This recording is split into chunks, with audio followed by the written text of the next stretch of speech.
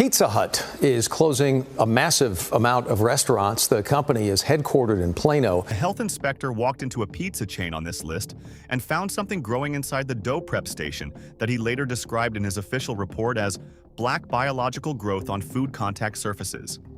That pizza was served to customers the same day. Another chain on this list fired thousands of delivery drivers overnight to protect a spreadsheet. And the private equity firm behind the worst entry didn't just ruin the pizza. They sold the buildings first. Keep a tight grip on your wallet. Let's go. Number 8. Chuck E. Cheese. Chuck E. Cheese has 600 locations across America. It markets itself as the ultimate family entertainment destination. Pizza, games, birthday parties, the animatronic mouse. For millions of American families, it is where childhood memories get made. Here is what they are actually serving while those memories happen. In 2020, a viral video sparked a nationwide conversation when a food blogger alleged that Chuck E. Cheese was assembling pizzas from mismatched leftover slices rather than baking fresh pies. The unevenness of the slices in the footage was striking. CEC Entertainment, the parent company, denied the allegations publicly and forcefully. But the denial arrived after millions of views, and once that question exists in a parent's mind, it is very difficult to remove. The food safety record makes the denial harder to trust. Health inspection records from Chuck E. Cheese locations across multiple states show recurring violations concentrated in the kitchen preparation areas. Improper food holding temperatures, inadequate sanitization of food contact surfaces, cross-contamination risks between raw and ready-to-eat products. These are not one-location problems. They appear across markets and across inspection cycles with a consistency that points to something systemic. That was number 8. What number 7 is doing inside its kitchen involves a specific violation that inspectors flag as an immediate danger to public health. And they found it not once but repeatedly at the same locations. Number 7. Godfather's Pizza. Godfather's Pizza was once a genuine American institution. At its peak, it operated over 900 locations across the country. The deep dish, the taco pizza, the combination that built a loyal Midwest following for decades. Herman Cain ran it. He saved it from bankruptcy in the 1980s and built it back into a national brand. Then the corporate ownership cycle began, and what followed is a textbook private equity extraction story that left the kitchens in a condition the original management would not recognize. Current health inspection records from Godfather's locations across Nebraska, Iowa, and surrounding states show a pattern of violations that goes well beyond the minor administrative issues that most restaurants accumulate. Temperature violations in dough, preparation and topping storage. Inadequate hand-washing compliance among food handlers. Evidence of pest activity at multiple locations. An inspection report from a Kansas location in 2024 cited observed rodent droppings in dry storage area adjacent to flour bins. Flour bins, the primary ingredient in every pizza they serve.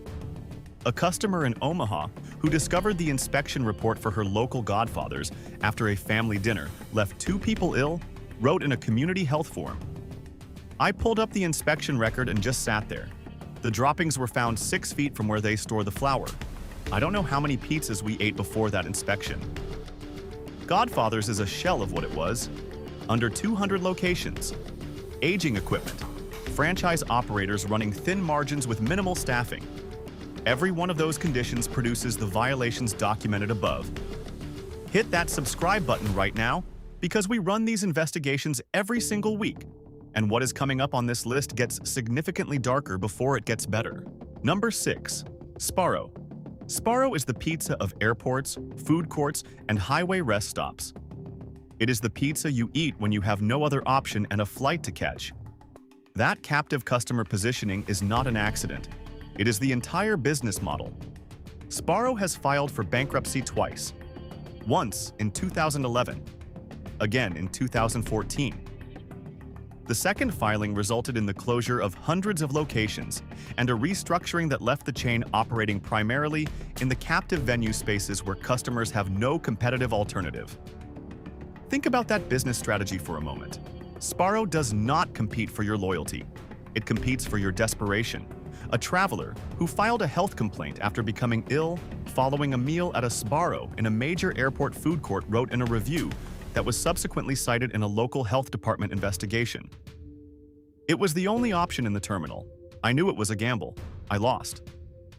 The current ownership, Sbarro LLC, operates through a private equity structure that has changed hands multiple times since the second bankruptcy.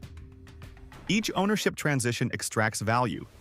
None of them have invested in meaningful operational improvement.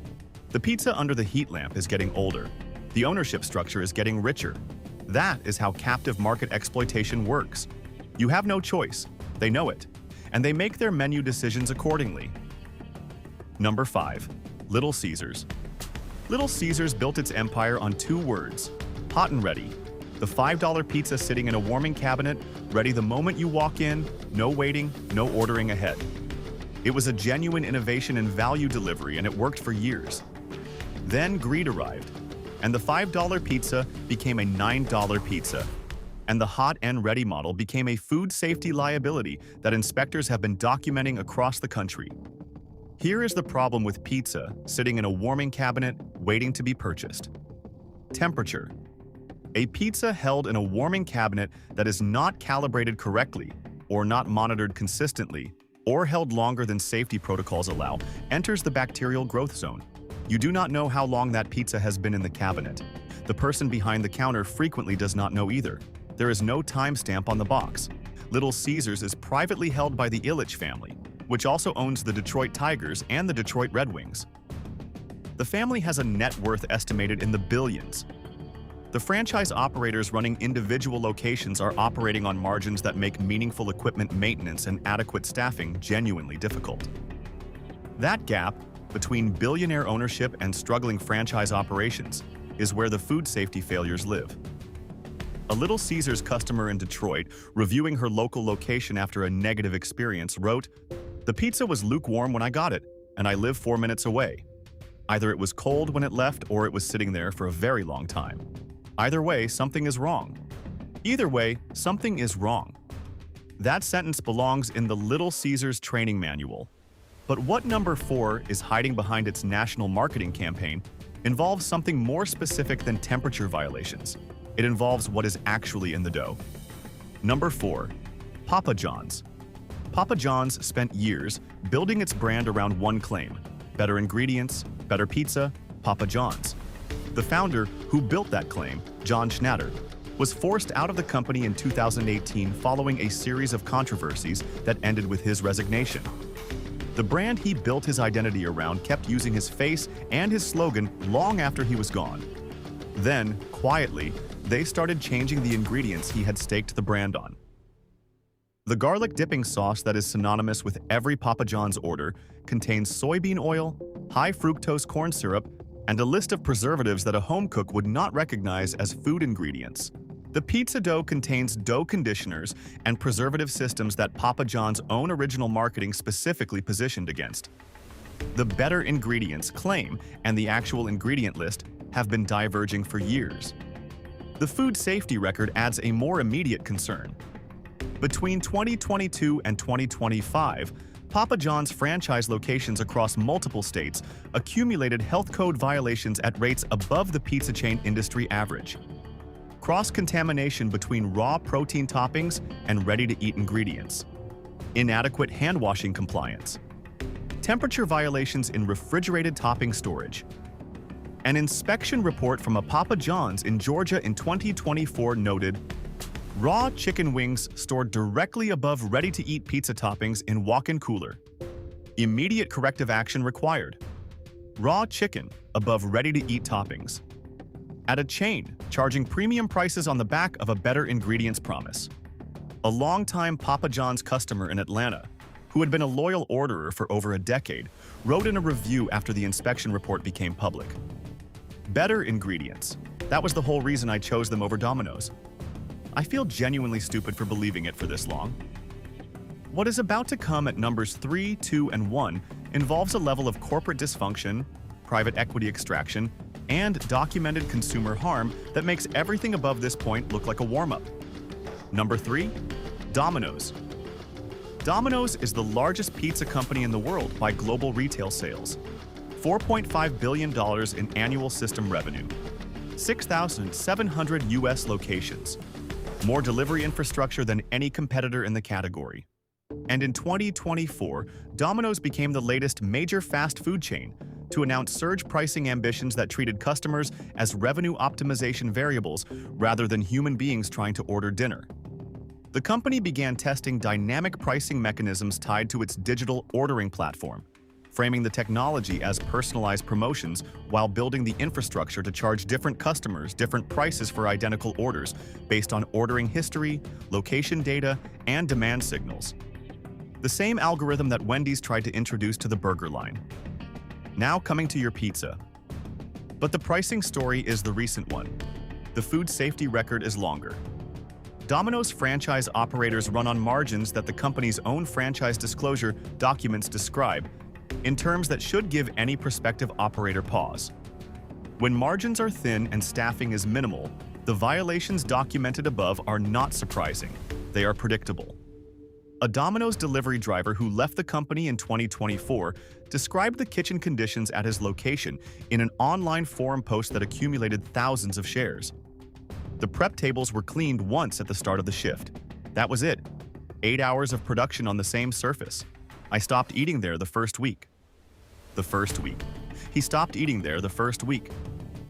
Domino's is pulling $4.5 billion in annual revenue from a franchise system where the people closest to the food stopped eating it in week 1.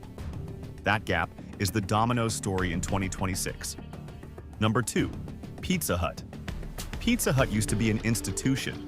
The red roof, the personal pan pizza, the salad bar, the booth where an entire generation of American children celebrated birthdays. Yum! Brands, the publicly traded parent company that also owns KFC and Taco Bell, decided the dine-in restaurant was too expensive to operate and too human to be efficient. So they fired thousands of people and let the buildings go dark. In California, when the state raised the minimum wage for fast food workers to $20 an hour in 2024, Pizza Hut franchisees had a choice. Absorb some of the cost, adjust margins, find operational efficiencies that did not involve firing the people who had built their customer relationships for years. They chose to fire the people.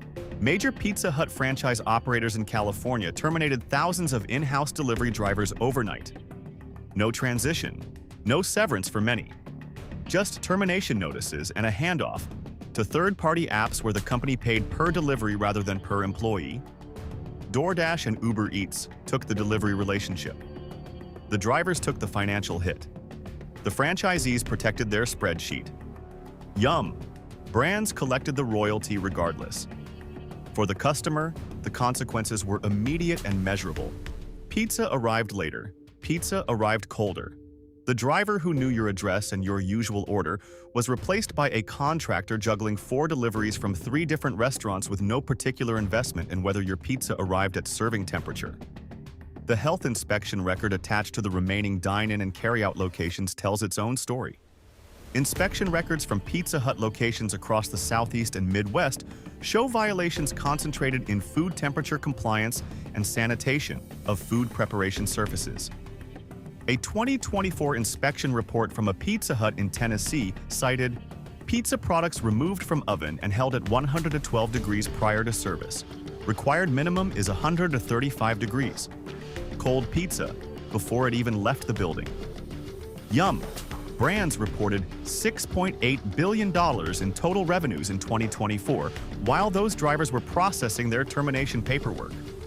The number at worst, number 1, involves a Wall Street maneuver so calculated, so extractive, and so perfectly representative of what private equity does to beloved American brands that it belongs in a business school case study on corporate predation. Number 1. Papa Murphy's. Papa Murphy's is the take-and-bake pizza chain. You walk in. They assemble a fresh pizza in front of you. You take it home and bake it yourself. No delivery fees, no heat lamp holding, fresh ingredients assembled to order. The concept is genuinely good. The private equity execution of it is a catastrophe. Papa Murphy's has been owned by a succession of private equity firms whose primary interest in the brand was never the pizza. It was the real estate, the franchise fees, and the exit multiple. Lee Equity Partners bought it. Then, MTY Food Group acquired it. Each transaction loaded the company with debt and extracted value that could have gone into ingredient quality, franchise support, and operational standards. The result is a franchise network operating under financial pressure so severe that the violations appearing in health inspection records are not surprising. They are inevitable. A 2024 inspection of a Papa Murphy's location in Oregon cited conditions that represent a specific and serious public health concern for a take-and-bake concept. Raw dough products held at 54 degrees. Required maximum for refrigerated storage is 41 degrees. Products discarded. Raw dough held 13 degrees above safe refrigeration temperature. At a restaurant, where the entire premise is that you are taking fresh, safe ingredients home to cook. In 2024, Papa Murphy's announced the closure of dozens of locations across multiple states as franchise operators exited a system they described publicly as financially untenable. Franchisee associations issued statements citing insufficient corporate support, rising ingredient costs that corporate refused to help absorb, and a royalty and fee structure that left individual operators with insufficient margin to maintain basic operational standards. A Papa Murphy's franchise operator in Washington state, who closed his 2 locations after 11 years, described the corporate relationship in an interview with a local business publication with a directness that corporate communications never approach. They took the franchise fees, they took the royalties, they took the marketing fund contributions, and when we needed support, they sent a PDF. Papa Murphy's is the worst number 1 because it took a genuinely good concept, a fresh, take-and-bake pizza assembled in front of you from real ingredients, and handed it to a succession of private equity firms whose interest in the concept began and ended with what they could extract from it. The franchise operators paid, the customers paid. The private equity firms cashed out. That is the Papa Murphy's story in 2026, and it is the same story playing out across every entry on this list. Now here are 4 pizza chains that made completely different decisions. Safer number 4. Mo-IED Pizza. Pizza built its model around one principle that every chain on the worst list abandoned somewhere along the way. Treat the people making the food like they matter, and the food will reflect it. Mo-D is an assembly line personal pizza concept. You walk down the line, choose your toppings, pay one flat price regardless of how many toppings you choose. No upsells, no complicated pricing, one price. Your pizza, done in 180 seconds. The employee investment model is the operational foundation. MOD has been recognized repeatedly for hiring from populations that other employers overlook, people returning from incarceration, people experiencing homelessness, veterans in transition. That is not just a PR strategy. It produces a workforce with a specific and measurable loyalty to an employer who treated them as a starting point rather than a liability. A regular MOD customer in Denver wrote in a review that captures the experience cleanly. I can see exactly what goes on my pizza. I can see them make it. That should be the minimum standard everywhere. It isn't. It should be the minimum standard everywhere. It isn't. MOD makes it the whole point. MOD is not perfect. Some locations have struggled with consistency during peak hours, but the model, the pricing honesty, the visible preparation, the workforce investment points in exactly the right direction, while every chain on the worst list is pointing somewhere else entirely. The safer choice at number 3 has been doing something since 1958 that the private equity owners of Papa Murphy's, Godfathers, and Sbarro have never managed to replicate: staying privately owned and keeping the founders' standards intact. Safer number 3, Cici's Pizza. Cici is a buffet pizza chain. That format should immediately put it in the same category as the worst entries on this list, given what the post-pandemic environment has done to shared serving stations. It does not, because Cici made operational investments that its buffet competitors refused to make. The company emerged from a 2021 bankruptcy with a restructuring plan that, unlike the typical private equity bankruptcy playbook, actually invested in the customer experience rather than simply extracting franchise fees and cutting costs. New ownership committed to updating buffet equipment, improving temperature monitoring on serving stations, and reinvesting in franchise support that the previous structure had stripped away. Health inspection records from Cici's locations in Texas, Oklahoma, and surrounding states show violation rates below the casual dining buffet category average, a notable achievement given that the buffet format is inherently more operationally complex than a standard pizza service model. The temperature monitoring protocols specifically, which are the most critical safety concern in any buffet operation, show improvement across inspection cycles that reflects genuine operational investment rather than inspection gaming. The all-you-can-eat pricing at Cici's, currently among the lowest in the set-down pizza category, has also avoided the aggressive price escalation that drove customers away from every chain on the worst list. Under $10 for the full buffet in most markets. The price honesty is part of the safety story. What the chain at Safer Number 2 has built involves a sourcing transparency commitment that puts every chain on the worst list to shame and most chains on the safe list to work. Safer Number 2, Blaze Pizza. Blaze. Pizza is the fast casual pizza chain that took the Chipotle assembly line model and applied it specifically to pizza, with one additional commitment that Chipotle has never fully delivered on: genuine ingredient transparency. Blaze publishes sourcing information for its key ingredients: the mozzarella, the dough, the protein toppings. Not at the level that Sprouts publishes farm names on produce, but at a level of specificity that no chain on the worst list comes close to matching. When a brand is willing to tell you where the cheese comes from, it is operating with a different relationship to its customer than a brand that buries ingredient information in a PDF on a website nobody visits. The dough is made fresh in each location daily, not delivered frozen, not thawed from a centralized production facility, made fresh in the store every morning. That fact matters for food safety because fresh dough produced on-site eliminates the supply chain holding time risks that affect every chain operating on a centralized production and distribution model. Health inspection records for Blaze Pizza locations show compliance rates that consistently outperform the fast casual pizza category average.